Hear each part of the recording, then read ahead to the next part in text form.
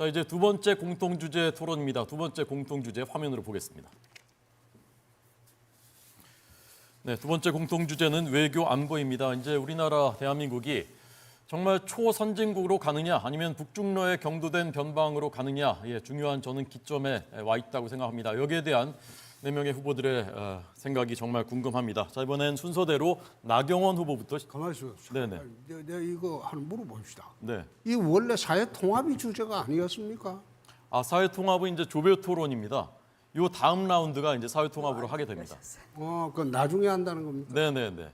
이게 원래 고지된 순서대로 저희가 이제 경제, 복지 시작했고요, 민생했고요. 그 다음에 지금 이제 외교안보하고 그 다음에 사회통합으로 갈 예정입니다. 자, 두 번째 공통주제 외교안보 나경원 후보님 시작해 주십시오. 외교안보, 경제안보 이제 정말 뗄래야 뗄 수 없고 안보나 경제나 외교로 풀어야 됩니다. 지금 저는 대통령 당선되면 제일 먼저 미국 날아가겠습니다. 그래서 트럼프 대통령하고 단판 짓겠습니다. 많은 분들이 관세 문제 따로 또 안보 문제 따로 풀어야 되는 것 아니냐 하지만 얼마 전에 일본 협상단 갔을 때 트럼프 대통령 툭 끼어들어서 또 방위비 이야기했습니다. 결국은 방위비 문제하고 그리고 우리 관세 문제 원샷 딜 필요합니다. 패키지 딜 필요합니다. 자, 여기 후보 중에서 누구 백악관 가서 단판 해보신 분 계신가요? 나경원만이 할 수 있습니다. 제가 문재인 정부 때 그 엉터리 종전선언, 주한미군 철수 결국 추진하려고 할 때 제가 2번이나 막았습니다. 백악관에 들어가서 존 볼튼 국가안보보좌관하고 단판 지어서 우리 종전선언 막아냈습니다. 두 번째로 문재인 정부 말기에 다시 한번 미국 의회를 동원하려고 했던 것, 미국 의원들 34명이 바이든 전 대통령에게 종전선언 반대하는 서한 만들도록 했습니다. 저는 이 외교력은 결국은 경험과 네트워크로 시작한다고 생각을 합니다. 얼마 전에도 트럼프 대통령의 정책 브레인이죠. 프레드 플라이츠 한국에 오면서 저한테 만나자고 하더군요. 그분은 자기 트위터에도 본인 저 만난 거 썼는데요. 역시 이거 하루아침에 되지 않습니다. 저희는 이제는 결국 한미 동맹으로 먼저 풀고 그리고 또 다른 제정상과도 이 외교로 풀지 않으면 우리 대한민국의 안보 또 경제 제대로 지키지 못합니다. 앞으로 제가 그동안의 네트워크 또 그동안의 경력으로 대한민국의 외교 안보 확실하게 지키겠습니다. 네, 나경원 후보였습니다. 저희가 이제 구체적인 키워드로는 트럼프 2기 시대, 그다음에 북한 핵 문제 어제와 똑같이 제시해 드렸고요. 나경원 후보는 트럼프 2기 시대 내가 백악관에서 담판할 수 있다. 종전선언 내가 막아냈다라는 강조를 했습니다. 자, 그러면 이제 순서대로 두 번째 홍 후보님 준비되셨습니까? 외교 문제는 국익 우선 실용주의를 외교의 근본 원칙으로 삼고 과거하고는 달리 우리 국익에 배치되면 어떤 문제도 우리가 반대할 수 있다. 그런 원칙을 세우겠습니다. 두 번째, 안보 문제는 가장 절실한 게 남북 핵 균형입니다.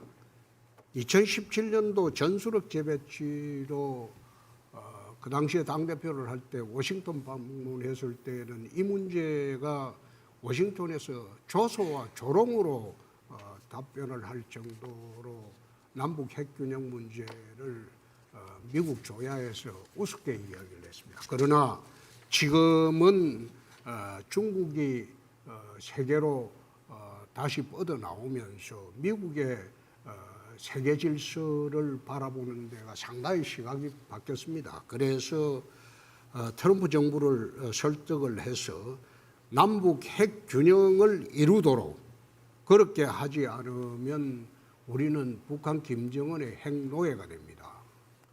경제는 먹고 사는 문제지만 안보는 죽고 사는 문제입니다.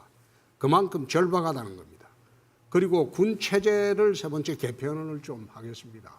육해 공군 체제에서 해병 특수군으로 새로운 특수부대를 만들고 이거는 북한의 특수 8군단에 대응하는 겁니다. 만들고 우주사령부를 만들어서 우주를 갖다가 우리가 북한보다 먼저 선점하도록 하겠습니다. 방어적 군 체제에서 공세적 군 체제로 전환을 한다는 겁니다. 그렇게 해서 강한 군대로 만들고자 합니다. 네, 홍준표 후보의 2분 토론이었습니다. 핵균형 필요하다는 말씀은 홍 후보님 그 자체 핵무장을 말씀하시는 겁니까? 나토식 핵 공유도 있고 그리고 지난번에 윤석열 정부에서 추진하던 그 핵 프로그램 협의제도 그걸 문서화하고 미국으로부터 핵 안보를 문서로 받아내야죠. 네, 알겠습니다. 자, 이번엔 세 번째입니다. 한동훈 후보께서는 어떤 키워드인지 말씀해 주시고 2분 시작해 주십시오. 저도 트럼프 대응 관련한 말씀을 드리고자 합니다. 트럼프 행정부 등장은 표면적으로는 위기지만 우리에겐 기회입니다. 트럼프 대통령은 철저히 실리에 따라 움직이고 있죠. 다행히 미국은 아시아 프라이어리티라는 전략을 쓰고 있습니다. 그리고 그 전략 하에서 대한민국은 트럼프 행정부에게 대단히 중요한 카드들을 가지고 있죠. 특히 해군력을 유지하기 위해서는 중국을 제외하고는 우리밖에 없습니다. 조선업 우리와의 협력은 반드시 필요하죠. 이런 우리가 가질 수 있는 카드들을 들고 실리적으로 협상해 나가야 합니다. 우리에겐 반도체와 원전 등 협상 카드가 많이 있습니다. 자신감을 가져야 합니다. 추상적인 동맹국 가치보다 실리를 취하는, 실리를 주고받는 정책을 해야 합니다. 저는 일찌감치 트럼프 행정부의 외교안보 전략을 충분히 이해하고 있었습니다. 지난 7월 우리 전당대회 당시에 이를 비중 있게 얘기했었죠. 당시에 지금 현재 미국의 외교안보 브레인이 된 에브리지 콜비 국방차관이 제 발언을 보고 브라보, 미국의 외교 정책을 정확하게 이해하고 있다라는 말을 X에 올리기도 했었던 것을 기억하고 계실 겁니다. 다른 후보들이 트럼프와 행정부와 협상력을 강화한다는 말씀을 많이 하시지만 저는 결국은 우리 들고 있는 카드를 가지고 실리로 협상해야 한다고 생각합니다. 이런 여러 사람들 중에서 그런 외교 무대에서 누가 가장 잘 어울릴지를 한번 생각해 봐 주시기 바랍니다. 저는 한국의 법조인이기도 하지만 미국의 법조인이기도 합니다. 미국 뉴욕주에서 변호사 자격을 취득하기도 했었죠. 주요 국가의 리더들이 세대 교체를 이루면서 젊어지고 있습니다. 변화에 적극적으로 대응하기 위해서였죠. 제가 그 일을 하겠습니다. 그리고 단지 미국에 기대는 것이 아니라 제가 얼마 전에 말했듯이 호주, 대만, 일본 등 우방국들과 경제 나토를 구성해서 중국의 한한령 등에 대응할 수 있는 체제도 갖추겠다는 말씀을 드립니다. 네, 한동훈 후보였습니다. 트럼프 대통령을 만나게 된다면 만약에 대통령이 돼서 캐릭터가 좀 잘 케미가 맞을 것 같은가요? 어떻습니까? 굉장히 재미있는 캐릭터시잖아요. 저는 그런 분을 아주 좋아하고요. 즐거운 대화를 할 수 있을 거라고 생각합니다. 네, 알겠습니다. 자, 네 번째 이철 후보님 준비. 네. 국방 외교 분야가 이제 대통령이 해야 될 가장 큰 업무 중에 하나고 가장 중요한 업무입니다.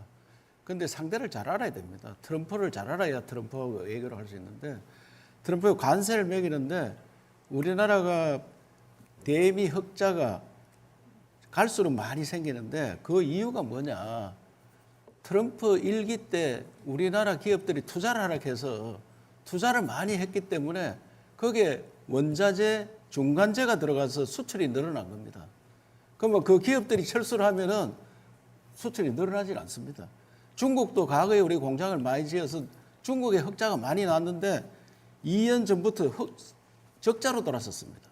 중국은 이제 원자재, 중간재 갈 게 거의 없습니다. 그거 자체 생산합니다. 이런 것들을 트럼프 대통령이 모릅니다. 우리가 관세 협상할 때 가서 너 미국에다 공장을 많이 지어서 우리가 원자재, 중간재에 가는데 공장을 철수하면은 우리가 무역 적자로 돌아설 수 있다. 이런 것들을 협상 대상으로 삼아야 돼요. 그리고 트럼프는 거래의 기술이라는 책을 썼습니다. 제가 그거 읽어보니까 상대한테도 도움이 되고 자기한테 도움되는 일을 해라.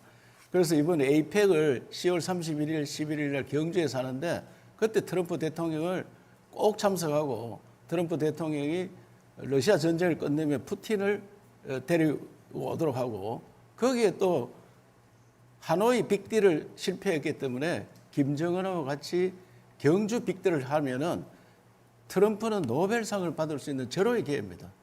그런 기회를 주면은 트럼프가 달라집니다. 저는 핵 문제는 우리나라 핵 개발을 한다면 수출을 먹고 사는데 굉장히 어려움이 있기 때문에 미국에 있는 전술핵을 갖다 놓는 게 좋다. 저도 국회 정보위원장 할 때도 전술핵 유치를 위해서 미국에 2차례 다녀온 적이 있습니다. 그런 전략을 갖고 해서 북한하고 대치하는 게 좋겠다 이런 생각을 갖습니다. 네, 이철우 후보였습니다. 이보님은 이제 경북지사신데요.